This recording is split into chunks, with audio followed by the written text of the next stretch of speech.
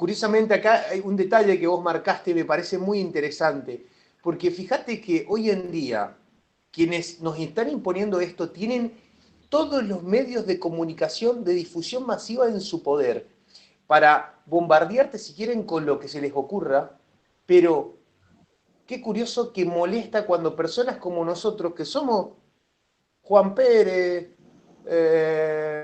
Ricardo González, etcétera. O sea, somos una persona común y corriente. Empezamos a manifestar estas cosas, empezamos a marcar estas cosas, cómo molesta, ¿no? Cómo empieza a molestar y qué grado de odio llegamos a ver en los comentarios que llegan en los videos que subimos o en los comentarios que hacemos. ¿Cómo molesta? Realmente parece mentira, y es muy interesante destacar esto porque evidentemente cuando alguien tiene ciertos fundamentos para hacer estas críticas, porque realmente hay mucha tela para cortar acá, eh, haces ruido realmente se hace mucho ruido, molesta mucho.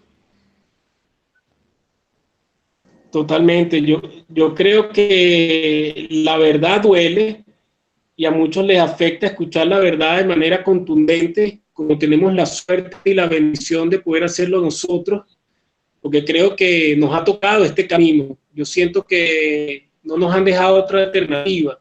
Y cuando uno O sea, plantea nos hemos visto contundentemente obligados. las verdades tal cual son, sí, sí.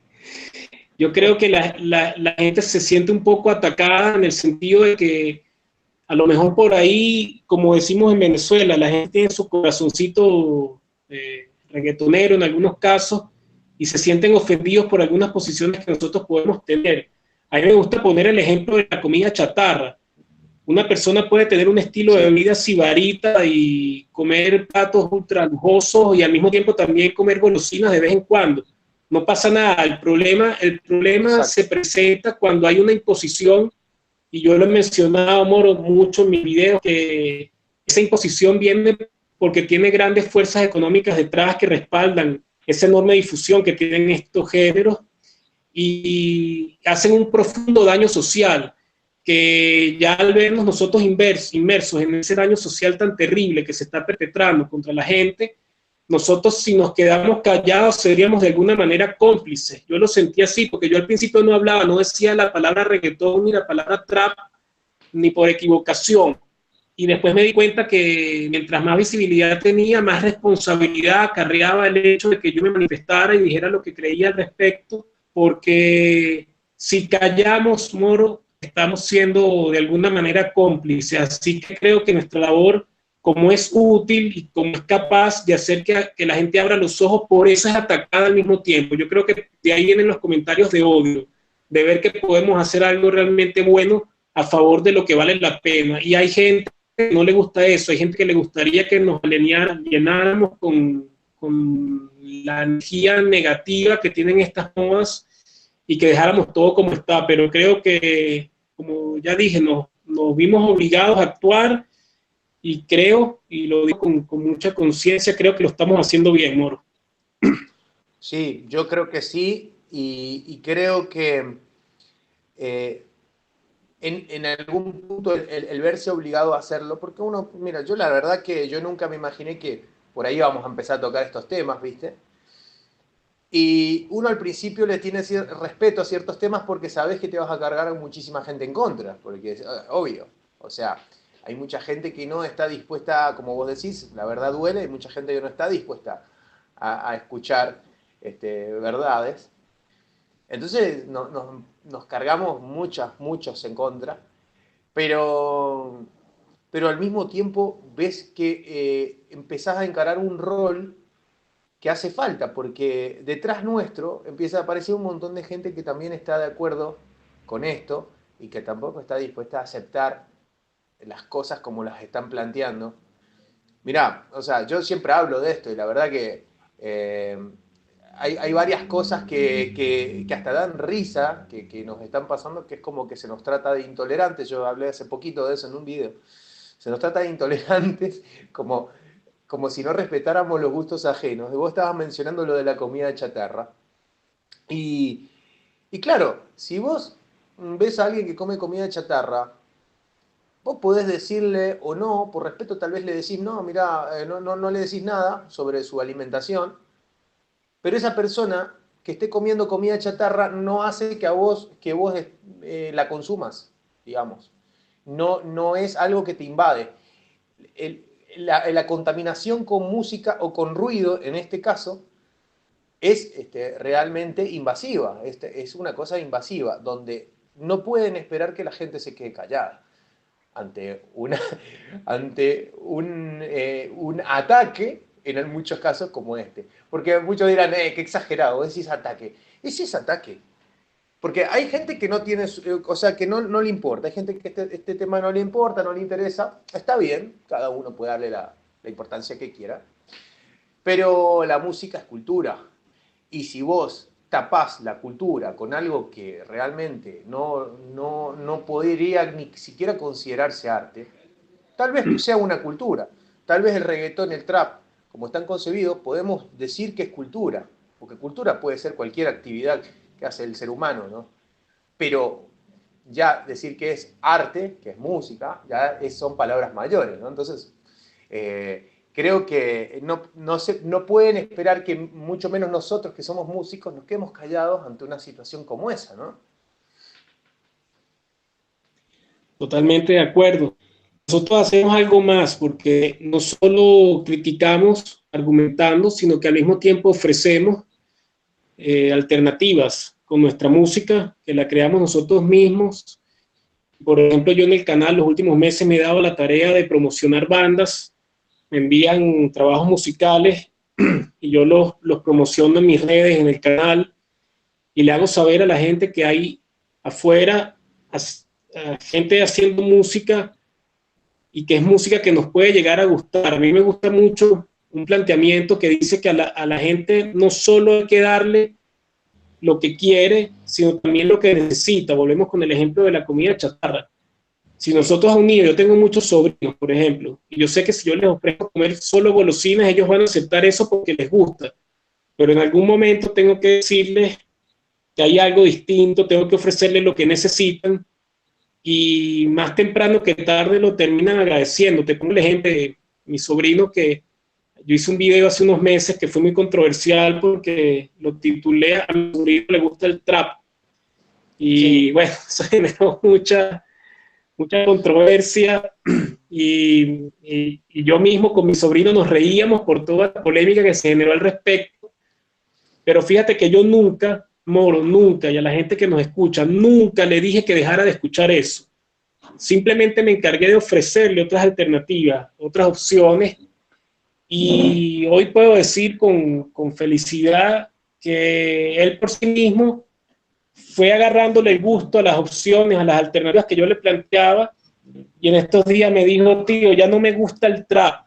Entonces, bueno, creo que hicimos algo, logramos algo, y yo creo que ese algo que se logró con mi sobrino se puede lograr con las personas, y si no se logra, por lo menos nosotros nos quedaremos con la conciencia tranquila de que hicimos lo que estaba en nuestras manos, que era criticar por un lado, ofrecer por otro lado, y ofrecer las herramientas también para que la gente tenga cómo enfrentar ciertas situaciones.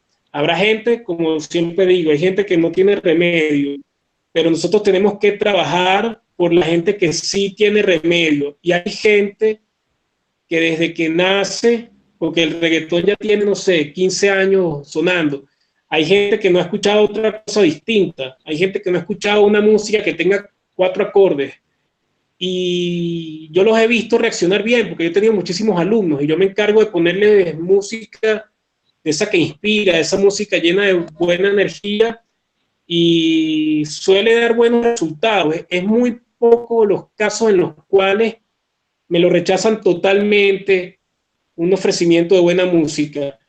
Siempre que hay un ofrecimiento, casi siempre la persona termina nutriéndose en forma positiva de lo que se ofrece, y eso me hace sentir que lo que hacemos nosotros tiene un resultado positivo, que a veces no lo podemos notar, Moro, porque la gente está del otro lado de la cámara, y a veces no se sabe la incidencia positiva que tenemos, pero yo sé que la tenemos, y creo que tú debes pensar algo similar.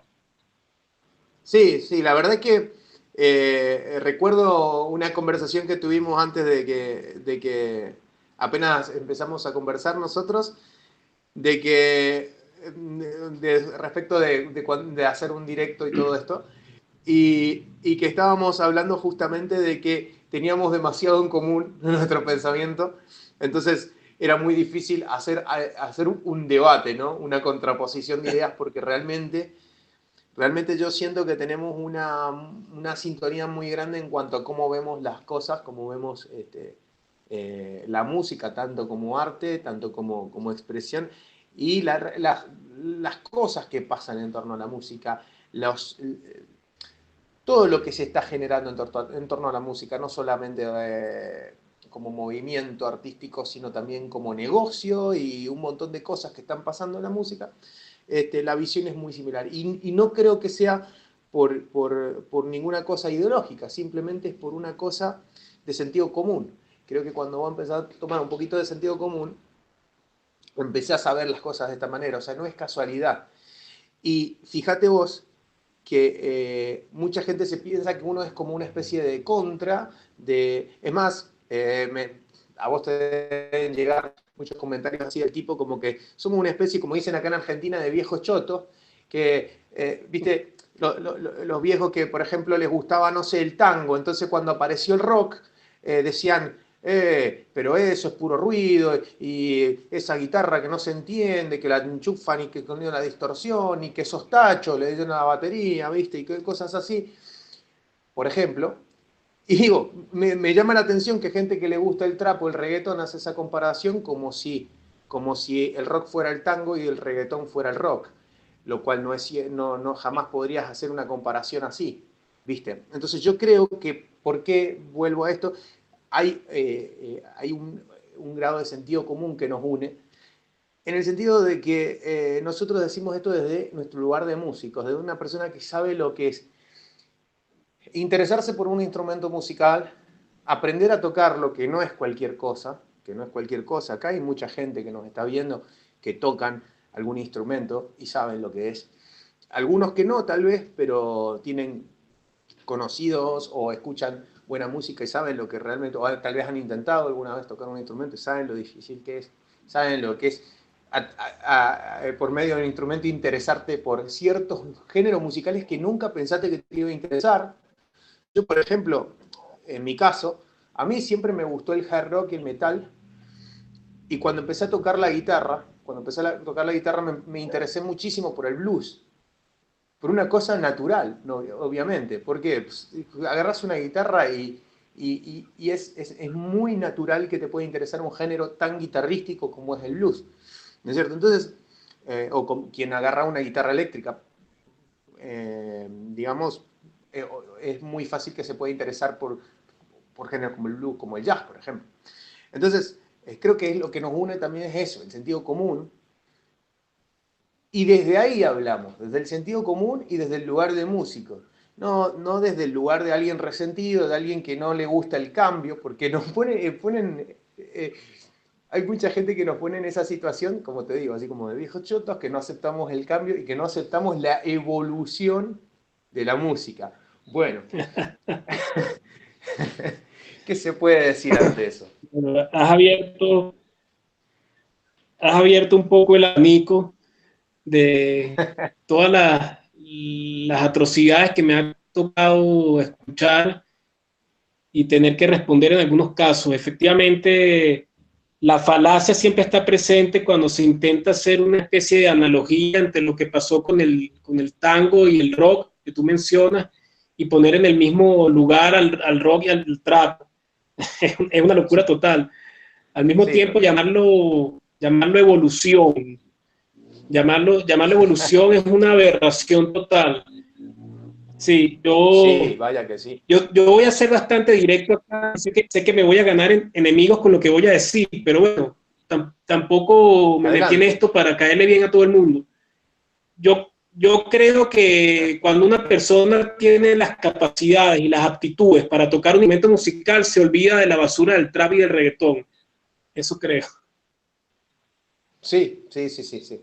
En eso tenés razón, en eso tenés mucha razón. Yo lo he visto en mucha gente, ¿eh? Yo he visto mucha gente que escuchaba verdaderas, eh, no sé cómo llamarle ya, eh, son atrocidades auditivas, son obras de audio de bastante mal gusto. Y hay gente que acostumbraba a escucharlas y de repente a través de un instrumento musical y a través de querer aprender a tocar un instrumento se empezaron a interesar por, no, incluso no cualquier género, por ahí géneros que para ese instrumento requieren un grado de, de, de virtuosismo, ¿no? Entonces, bueno, qué sé yo, volvemos a lo mismo. Esto va en contra de la cultura del facilismo. El tocar un instrumento musical, yo te quería mencionar algo justamente, que creo que también en Latinoamérica tenemos un flagelo, yo creo, que es que la educación musical del latino, o sea, Latinoamérica saca un montón de grandes músicos. O sea, cualquier país que tomes de Latinoamérica tiene grandísimos músicos. Pero todos estos músicos se han hecho solos. No, no han recibido una instrucción musical, por ejemplo, en la educación básica, como sí pasa en otros países. Hay países, por ejemplo, países europeos, donde la educación básica, algunos, no todos, ojo, pero la educación básica cuando estas personas se gradúan sabiendo tocar un instrumento. Yo digo, qué elevación que hace eso en la cultura de la sociedad y en el promedio, ¿no? Y qué diferente es la manera de pensar de esos pueblos que están educados en lo que es aprender a tocar un instrumento, aprender música, la música con toda su complejidad, porque la música es realmente, o sea, es como que te explota algo en la cabeza cuando vos te introducís en la música. Porque eh, no es algo fácil. La música te entrena a siempre estar en movimiento y siempre estar atento y siempre estar aprendiendo. Entonces digo, qué diferente que es el pensamiento de las personas de esos países, por ejemplo, o el promedio, a los latinos. Por eso en Latinoamérica es como un gran mercado para este tipo de producciones, para este tipo de, digamos, de mediocridad que están difundiendo musicalmente hablando, ¿no? Es un grandísimo mercado, porque el común de la gente no está entrenado, o más bien está como que, ¿cómo te lo puedo decir? Como predispuesto a recibir este tipo de cosas. Bien empaquetadas, pasan como agua, ¿no? Sí, fíjate que yo a esto le llamo el fenómeno de Juana la Cubana. Yo no sé si en Argentina llegó a escucharse esta canción que se puso muy de moda a finales de los 80.